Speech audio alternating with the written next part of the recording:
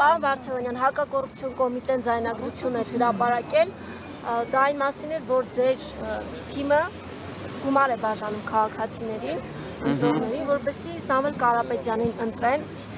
ինչ կարող եք ասել, դրանք հստակ ձայնագրություններ էին, կարծես թե չհերկվեց։ Տիկին Սարգսյան, ես զարմանում եմ, որ դուք ասում եք հստակ ձայնագրությունը, առավել ևս ձեր փորձից ելնելով, վստահ եմ դուք կարողանում եք տարբերակել մոնտաժված ձայնագրությունները ոչ մոնտաժված ձայնագրություններից։ Ավելին, ես վստահ եմ մեր գործընկերները կհիշեն 2020 թվականին մի աղմկարույց սկանդալային ձայնագրություն էր հրապարակվել, որը ներկայացվում էր որպես սպանության փորձի կազմակերպման վերաբերյալ մի ձայնագրություն։ Այնուհետև նույն դատախազությունը, նույն քննչականով հրապարակել էր այդ ձայնագրությունը, իրենց իսկ ձեռքով կարճեցին այդ քրեական վարույթը, այն հիմքով, որ այդ ձայնագրությունը եղել է կենցաղային բնույթի։ Ավելին, ես լսել եմ փաստաբաններից, ով այդ գործով ներգրաված է հայտարարությունը, ըստ որի ներկայացված միջնորդություններից գրեթե ոչ մեկը չի էլ բավարարվել։ Նույնիսկ հիմնավոր կասկածը չի հաստատվել։ Իդեպ, բա պատկերացրեք, եթե պարզվի այդ խոսակցությունը կենցաղային բնույթի էր։ Օրինակ, երկու հարազատների միջև խոսակցություն էր, որից հետո ծիծաղում են այդ նույն անձինք,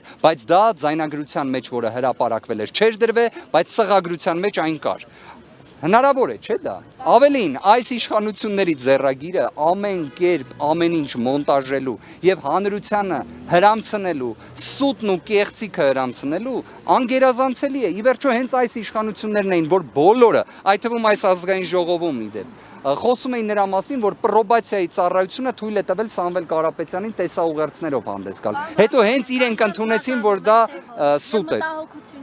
Տիկին Սարգսյան, ես կարող եմ ասել, որ նման արտահայտությունները նույնիսկ հարցադրմամբ հնչեցնելը ծայրահեղ վիրավորական է։ Ուժեղ Հայաստան կուսակցությունը դաշինքը իր գործունեությունը իրականացնում է Հայաստանի Հանրապետության օրենսդրության եւ սահմանադրությանը համապատասխան, եւ եթե ձեր պատկերացրած որևէ մի վարքագիծ լիներ, ապա այն գիտեք, այսպես սփռված կլիներ ամբողջ տեղեկատվական դաշտում։ Էն էլ մի հատ կիսատ պռած ձայնագրություններ, էն էլ պարզվեց հիմնավոր կասկածներն չեն հաստատվում։